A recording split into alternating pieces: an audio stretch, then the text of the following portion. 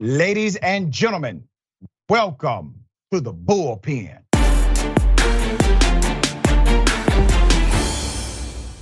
That's right, we covered it when it first happened. It was a breath of fresh air to the community at large. The good people of Enfield, North Carolina, elected Mayor Mondale Robinson because he's a true leader. He was put under investigation for doing exactly what you just saw. Those charges never came because the investigation was dropped. But it got the attention of the KKK clowns who decided to engage in a fear and intimidation campaign. Here's one of their voicemails. Greetings from the loyal white knights of the Ku Klux Klan. The dumbest of the month award goes to Mayor Mondale Robinson for calling on Governor Cooper to investigate white terror in Enfield, North Carolina. While the are running the crime rate sky high, shooting each other in gang violence, he wants to worry about Confederate monuments. If you're interested in joining the Klan, leave your name and number and we'll get back to you. Always remember, if it ain't white, it ain't right. All right, now, fast forward. About a year ago, roughly, racist leaflets were distributed throughout the community of Enfield, North Carolina. The mayor requested an investigation, and a few days ago, he brought it back up, mentioned it again, that inaction from the state has been the response. Well, the state did act after he said that by letting him know he is under investigation for committing a crime against himself and his community. We have the mayor to talk about it. Mayor Mondale Robinson, good day, sir. Welcome to the show. It's good to be with you. Thank you so much for having me and covering the story. Absolutely, dear brother. You're a friend, you're an ally. We support you.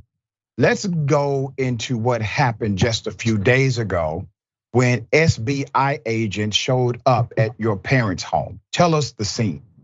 Yeah, so I was actually out of the state because I've not been staying at the house as often as I should because of, death threats and also the likelihood that something can happen to me and not have the support of state officials or local law enforcement either. So I've been, trying to keep my whereabouts up in wraps and traveling a lot. But what happened was my baby sister called me, my youngest sister called me and told me that the SBI agents were at my mother's house where she's staying right now. And I was like, great, they're investigating this racist leaflet. She's like, no, they're investigating you and I for throwing these leaflets. And I'm like, you gotta be kidding me. So I make her put me on speakerphone so I can hear what's going on and also interact with the agents. And that's when it got extremely interesting to me. And also I saw what was at play right now. This is such an irony. For those who are watching, they're not familiar with North Carolina bureaucracy. What does SBI stand for and who are they? So the SBI is to North Carolina what the FBI is to the federal government. It stands for the State Bureau of Investigation. It's the state's top cops, and they do all the investigations. Where they basically have jurisdiction over the entire state and choose what they can and can't investigate. This is the same organization that was investigating me for tearing down the statue, and they were loud about that investigation. But when they dropped those charges, they didn't say anything to any of the media sources that they had previously spoken to, which is why some people thought that this topic that you were covering a couple of days ago, Doc, was an old topic, when in actuality, this is brand new. This is them now investigating me for throwing racist leaflets when we know this is not the case at all. And also the loyal white knights has a long history of behaving like this throughout the state. Just so happened, I'm a loud victim and the first victim ever to be charged or investigated for throwing these leaflets, even though, like I said, they've been doing this for more than a decade all across the state. This is quite baffling. So according to the narrative, they have been investigating this for a year, and you just found out there was an investigation a few days ago, and the investigation is pointed toward you. My question is, if they've been investigating this for a year, did they contact you to get information about who could have done this? Not only did they not contact me about who could have done this or follow up on the loyal white knights who, like I said, has already behaved in this manner for the past decade or more throughout our state. They also haven't been to my office to pick up the evidence that I told them about a year ago when they were investigating me about the monument, the death threats, the racist emails, and also letters. They're still sitting on my desk. Not only that, they didn't even have a clue that the sheriff, the county sheriff, Halifax County Sheriff, had collected about 50 of these leaflets from people's yard the day that it happened. And I know that to be true because when I asked them in my mother's living room, have you all fingerprinted or investigated the leaflets? And he was like, oh, I got a picture of it, is what Officer or Agent Richey said. And I said, a picture? Why haven't you picked up any? He was like, well, there's no need for us to go to people's house and try to pick them up. It's a year later and that evidence will be contaminated. I said, people's house contaminated. The sheriff came that day and picked up 50 of them and turned them over to evidence. And I know that to be true because a simple Google search will show you the sheriff agent or deputy that actually picked them up, that said who went around to the houses in the local paper. So if you're doing an investigation for a year and you ain't found out what Google can tell you, don't sound like an investigation to me. And it's also extremely important that people remember that it's been a year that I've been calling for the state to act on this. I told the governor the day that this happened that he should call a state of emergency. And this is what the response is. Instead of a state of emergency, it's a state of investigating a black elected about racist white behavior. So the leaflets, they get tossed out, placed in residents' yards, etc. You call for an investigation. The state does not respond appropriately. I have to ask you about the local authorities because you do have a local police force. What has the response been locally?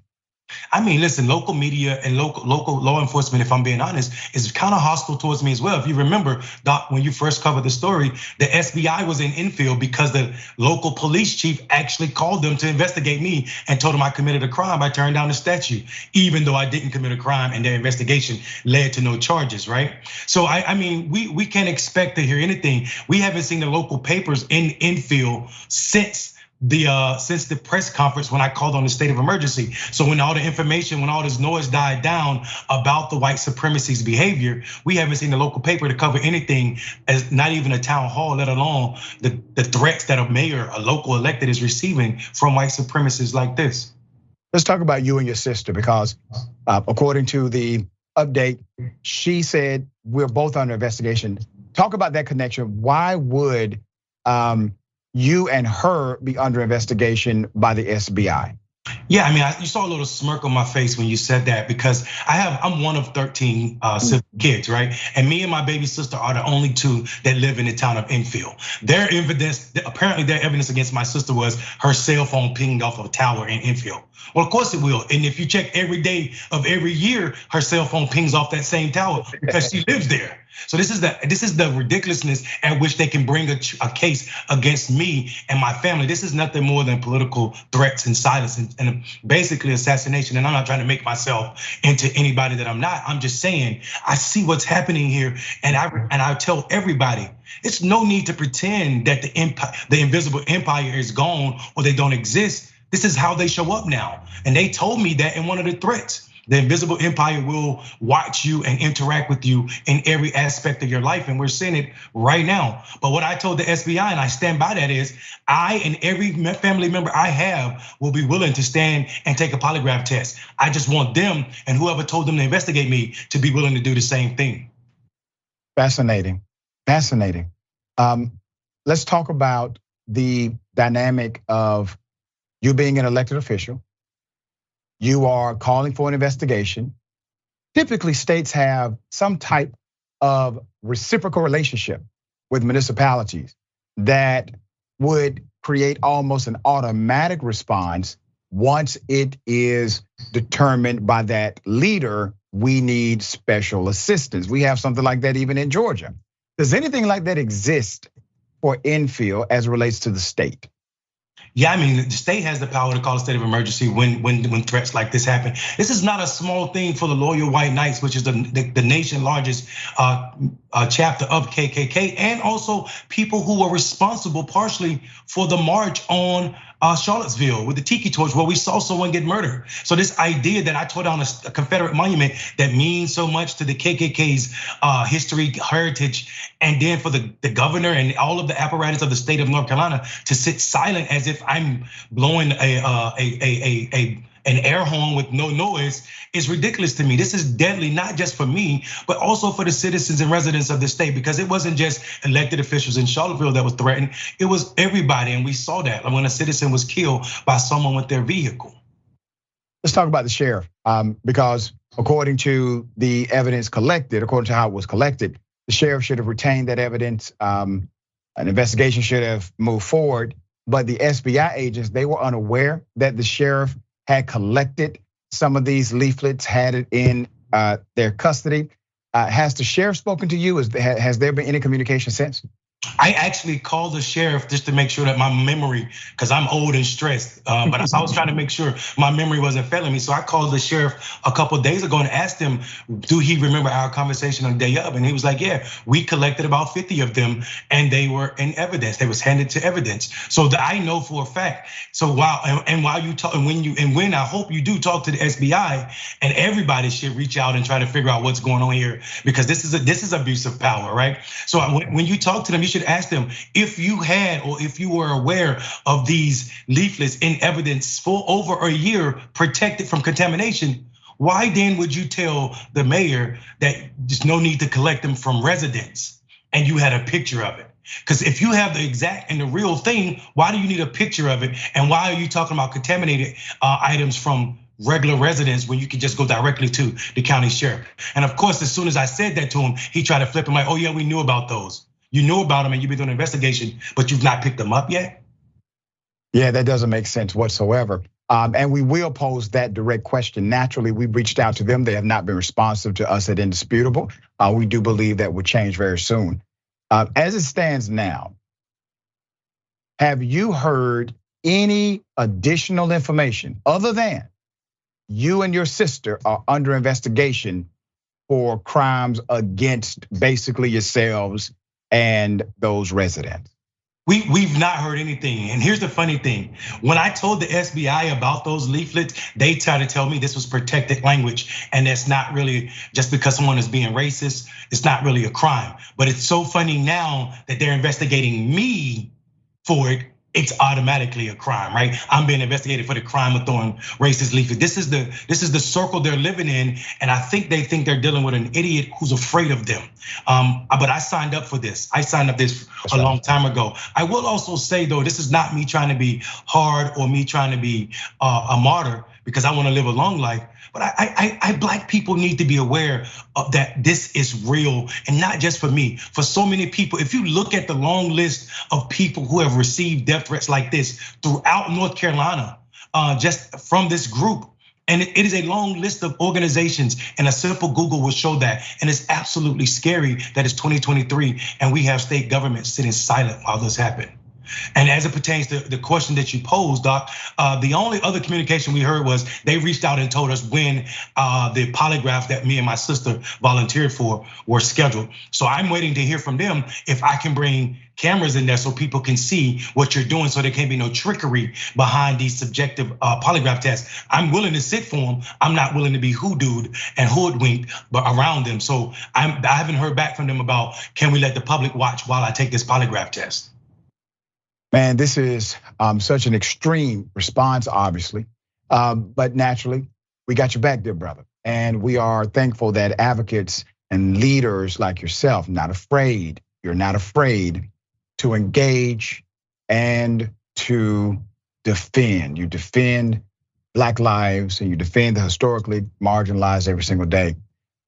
Give my best to your family. There are a lot of people, when I covered this story earlier this week, a lot of people, man, there's a lot of love. They want to know if they can support you. Is there anything that we can do? Is there a GoFundMe for potential legal costs? Like, what can we do to be supportive of you and the family? Right now, we have no legal costs associated with that. I will keep you abreast of what's going on. I tell people, don't let this story go under the rug. Don't let it be last week's media cycle, because this is abuse of power. And this is the threat of democracy that Black people deal with, even when we win elections. That's right. All right. We'll be in touch, dear brother. You know, you can call me anytime. Thank you. Thank you. Wow. All right. You all keep our brother, the mayor of Enfield, lifted. If you're a person of faith, you know what to do. If not, send him positive vibes, all right? It all works.